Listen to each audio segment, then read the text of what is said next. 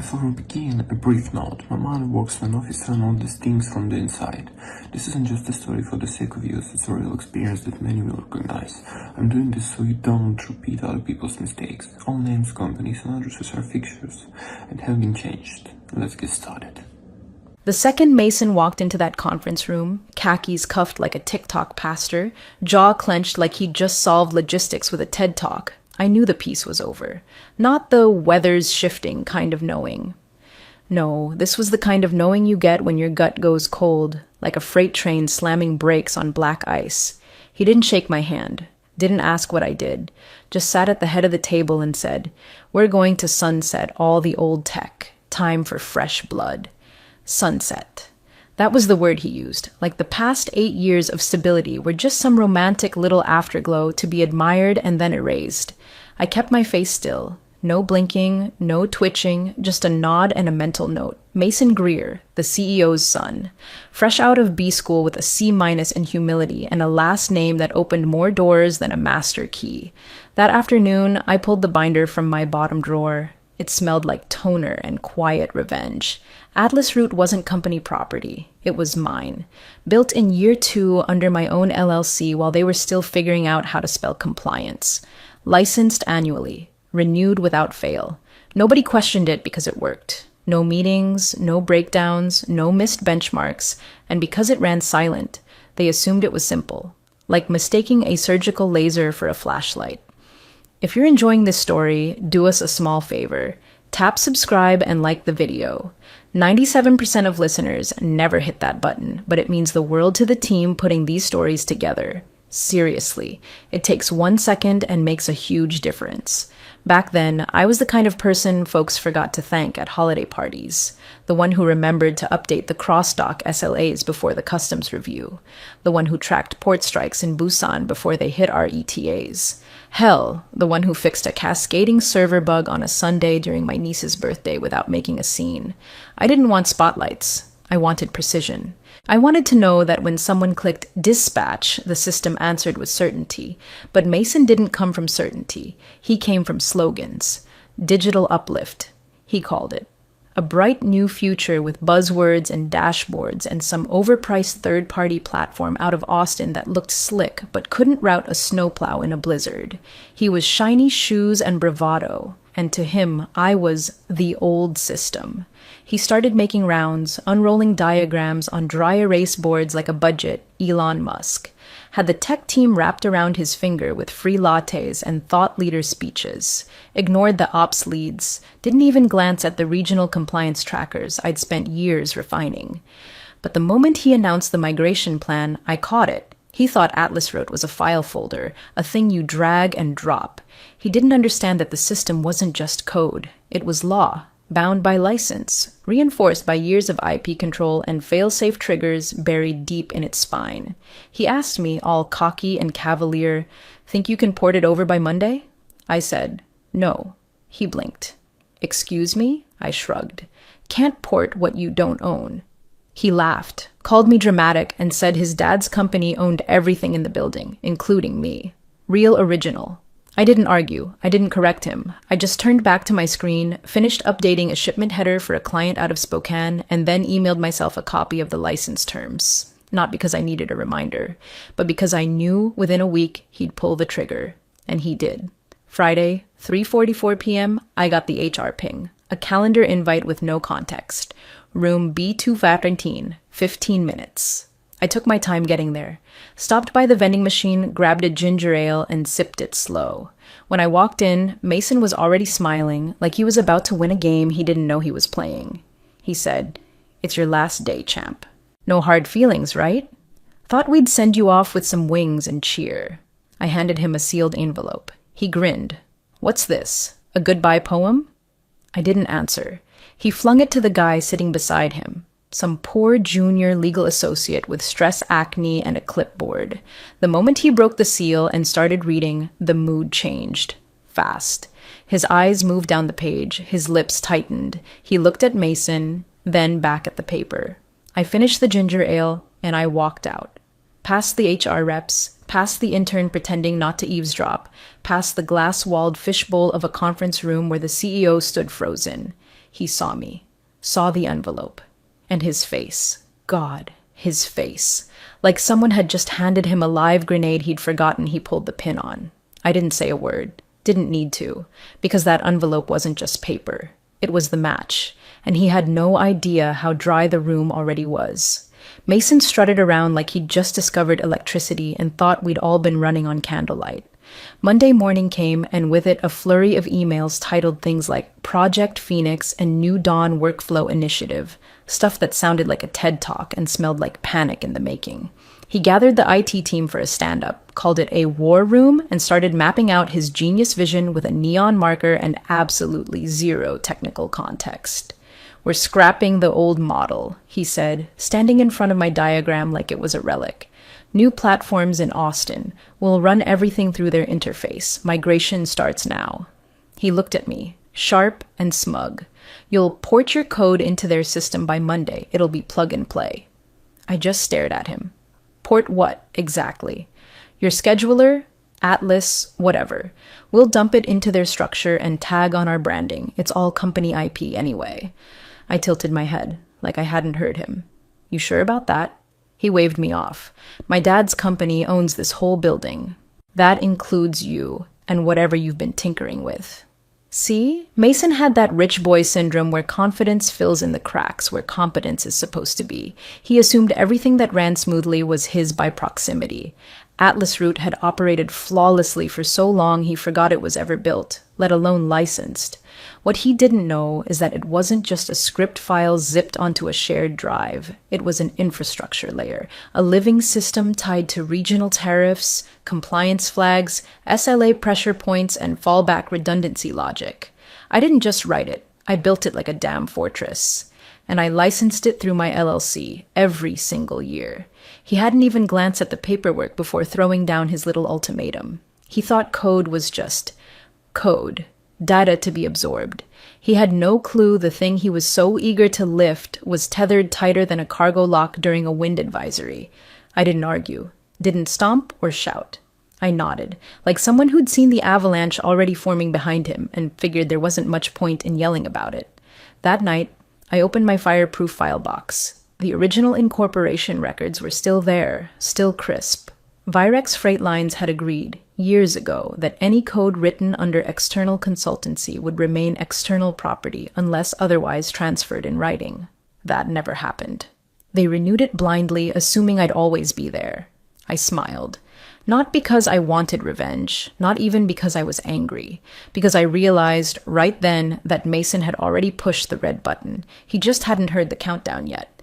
He gave a presentation later that week where he laid out the new system's launch timeline, called it ambitious but achievable. Everyone clapped. Not me.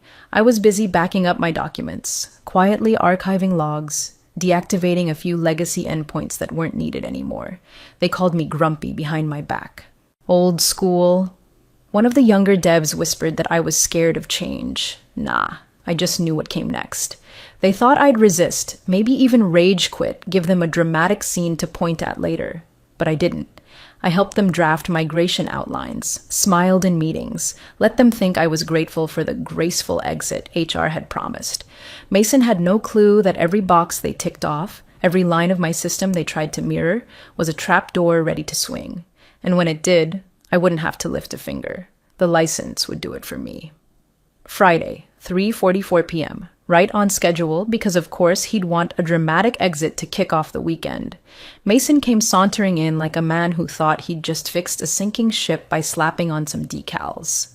Hair gelled, Rolex peeking just enough from his cuff to look intentional. 2 HR reps flanked him like backup dancers, and trailing behind was some poor legal associate with a binder full of misplaced confidence and a discount tie. Mason beamed at me, like we were buddies from a retirement home about to have one last cookout. "It's your last day, old man," he said, clapping me on the back like he hadn't just gutted the logistics backbone of the company 3 days ago. "Go ahead, order some fried chicken for the crew. We're sending you off in style." Fried chicken. The way he said it, you'd think he invented hospitality. Like a bucket of wings and a pity card could wrap up 8 years of showing up early, catching cascading shipment failures, and saving his father's reputation more times than I could count. I looked at him, really looked at him and thought, "You have no idea what's coming, do you?" I didn't make a speech, didn't scold. Just stood up, smoothed out my shirt, and opened the bottom drawer of my desk. I'd cleaned it out already, except for the envelope. White, sealed, no markings. I handed it to him with both hands. He laughed like I'd just handed him a coupon for a free latte. "What's this? A goodbye poem?" He held it up theatrically. I stayed silent. He turned and tossed it toward the legal associate like it was trash mail. "Make sure it's not a love letter," he snorted. The poor kid caught it, fumbled with the flap, and began reading. I walked out. No ceremony, no tears. Just the quiet hum of the HVAC and the sound of Mason talking about where to cater sides from. Mac and cheese or potato wedges? Becca, what do you think? I passed Becca, who gave me a little smile. Not the fake kind, more like she knew something too. The elevator was already on my floor. I stepped in, pressed the button, and watched the doors begin to close. That's when I saw him. The CEO, Richard Greer, Mason's father, standing outside a nearby conference room, shirt sleeves rolled, glasses low on his nose. He wasn't talking, just standing there, watching the legal associate read. Then his head snapped toward the kid, then to the envelope. His face changed, slack, color draining. Lips parted just slightly, like the oxygen had left the room, but his lungs hadn't gotten the memo yet. He looked at me, not in anger, in realization. The doors closed before I could see what he did next. But I had a pretty good idea, because what Mason tossed like a joke was not a love letter. It was a formal notification of license termination, effective immediately, signed, sealed, and backed by every clause they'd forgotten to read. The routing system was about to go dark, and no amount of chicken was going to fix it. Monday started with silence, not the peaceful kind, the kind that tells you something's very, very wrong. No alerts, no status updates, no routing logs flowing into the dashboards like usual. Just blank spaces where thousands of shipment updates should have been. At 7:08 a.m., the first flag hit. License verification failed. Contact administrator. And then another. And another. By 7:15, 7 terminals were offline. Not just delayed, frozen. Atlas Route, the same system they dismissed as legacy junk, had finally spoken its first and only protest. It wasn't dramatic. It didn't crash. It didn't break the servers. It simply stopped responding.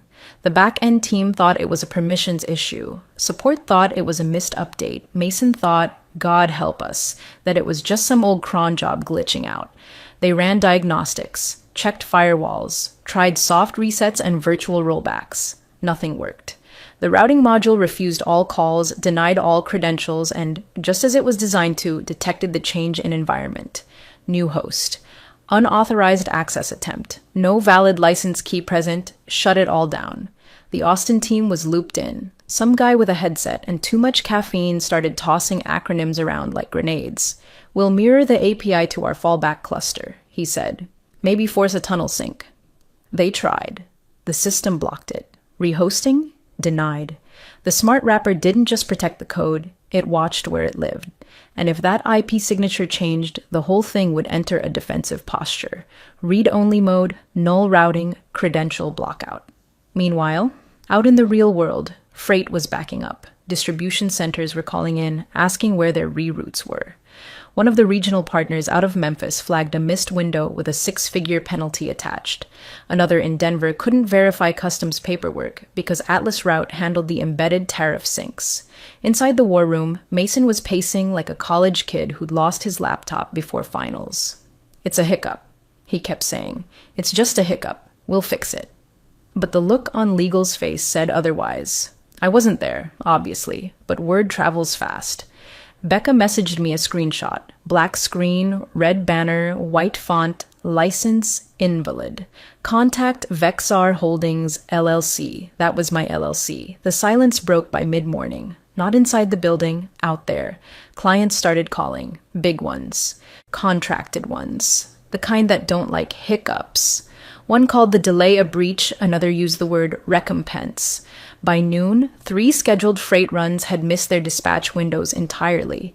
That alone was going to cost them more than my entire salary for the past 5 years. The panic hit like dominoes. Customer support. account management, billing, everyone scrambling to come up with an answer while Mason stood there trying to reboot something he didn't understand. There was a moment, somewhere around 1:45, when he reportedly asked, "Can't we just uninstall it and start over?"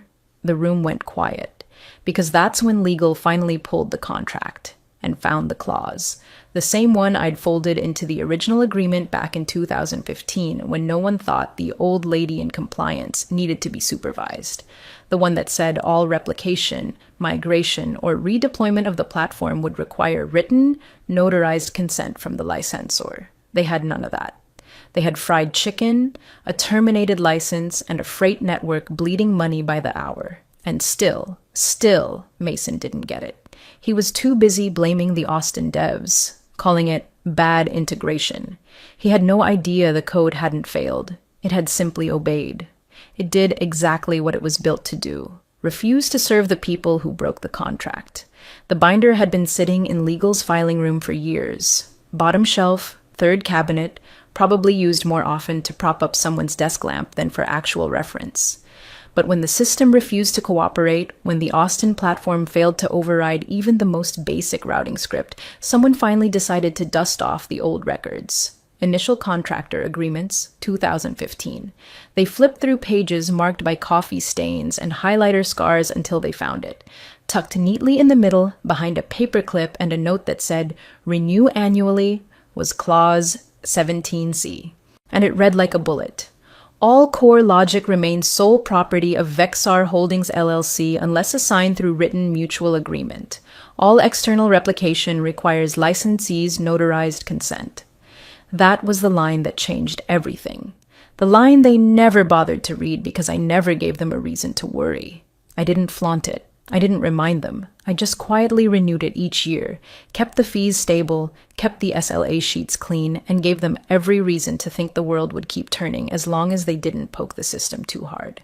But Mason didn't just poke it. He ripped the battery out, called it obsolete, and threw it in the trash while whistling about innovation. And in doing so, he severed the one thing he couldn't replicate: the license. I didn't need to disable anything. I didn't build some vengeful kill switch or plant a virus in the code. There was no gotcha moment with flashing red lights and a video recording of me laughing maniacally. That would have made him feel important. Instead, I built something simple, predictable, legal, because systems don't retaliate, they respond, and Atlas Root responded exactly how it was meant to. Without a valid license, it ceased functionality. Not dramatically, not destructively, just clinically, like a power grid shutting down one circuit at a time. No risk, no mess, no lawsuits, just absence. And that absence echoed louder than any tantrum ever could. I heard through Becca that Mason tried to blame IT. "They must have missed a patch," he said. He barked at legal to check the fine print. They did, painstakingly. And what they found was that the system had never once been sold, transferred, or internally reassigned. The company had simply paid the invoice each year and assumed it was theirs. Wrong. They were licensees, nothing more. Virex Freight Lines had been leasing a brain it never bothered to understand. And when they fired the person who held the keys, the brain politely went to sleep. There was no anger in any of this, no need for me to gloat. I was already gone, watching it all unfold from my porch with a cup of chamomile and a weather app open to track a snowstorm in Utah that their system now couldn't see coming. The company kept trying to reset the servers, ping the endpoints, reach the vendor, me with frantic, urgent requests. I didn't reply. My contract had ended. My obligation was over. And the code? It wasn't broken. It was bound by a clause they had signed in haste a decade ago and then ignored every year since. The brilliance of it wasn't in the wording, it was in the silence. Because I didn't need to sabotage them. All I had to do was let the paper do its job. Mason's voice was already cracking by the time Monday turned to Tuesday. The guy who waltzed through meetings with swagger and dumb metaphors about turning the ship was now pacing around conference rooms like a lab rat on Adderall, trying to reverse engineer a disaster he'd triggered with both hands. By 9 a.m., he had the senior staff in a panic huddle. One of them, a guy named Dennis from Client Accounts, messaged me later. He called you a rogue agent, said you built in tripwires to sabotage the company. I nearly choked on my coffee. Tripwires? The only thing I'd built was a license with rules he didn't bother to read. The system didn't detonate, it complied. That's what scared them more than anything, how calm the fallout was. He dragged legal into a room and demanded they correct the narrative. He wanted a memo drafted calling me malicious. Wanted an investigation, a press release even. Damage control with spin so heavy it probably knocked the earth off its axis. But legal didn't blink. You terminated the agreement unilaterally, they said, deadpan. The system did what it's licensed to do. That's when the pivot happened. Suddenly, I wasn't an aging compliance lead. I was a malicious actor, a shadow IT problem, a threat. The HR rep who handed me my severance with a fake smile last Friday, she was now fielding questions from legal about her process. The same underpaid legal associate who'd laughed at my envelope. He was now scheduling 3 back-to-back calls with insurance and outside counsel. And Mason? Mason called me 3 times. Voicemail after voicemail, each one more desperate than the last. The first sounded annoyed. Look, this isn't funny. Just call me back. We'll figure it out. The second tried charm. Okay, so maybe there was a misunderstanding. No big deal. Let's just talk, yeah? The third was quiet, short. Just 1 sentence. Let's talk. Name your price. I didn't answer, but I didn't have to, because the Chicago client did. They froze their Q4 order cycle, just like that. A multi-million-dollar logistics chain put on ice, citing inconsistent route validation and breach of SLA terms. No system meant no confirmation. No confirmation meant no cargo. Then the Western region followed. A major beverage distributor pulled their December allocation, midstream. That penalty alone cracked 6 figures, with late fees stacking daily. Word reached the board, and for the first time, Mason wasn't in the center of the room anymore. He was in the corner, trying not to look at anyone too long. The same people who'd once applauded his aggressive modernization were now asking quieter, colder questions. Who approved the migration? Who signed off on the contract termination? Who verified ownership of the software? No one said my name. They didn't have to, because at that point, I wasn't the problem anymore. I was the proof. Proof that arrogance without documentation is just firewood waiting on a match. Mason kept trying to claw his way back into control. He suggested a patch. He called the Austin team. He even tried to convince legal to just write a new agreement and move forward, like you can duct tape over a legal hole big enough to drive a freightliner through. But the truth had settled in. Every lie he told echoed louder the longer I stayed silent. And I planned on staying very, very silent. By Wednesday morning, my inbox had turned into a job fair. First came a private equity firm out of Boston, slick, efficient, their recruiter tossing around buzzwords like optimization vertical and agile realignment, like I hadn't just watched a multi-million-dollar meltdown triggered by that exact kind of word salad. They dangled a VP title and a bonus package big enough to renovate a house I didn't even want. But something about it felt thin, like dating someone because they suddenly noticed your glow up. Next was a competitor, one of the same firms that used to circle Virex's bid pool like sharks. Their message was a little bolder.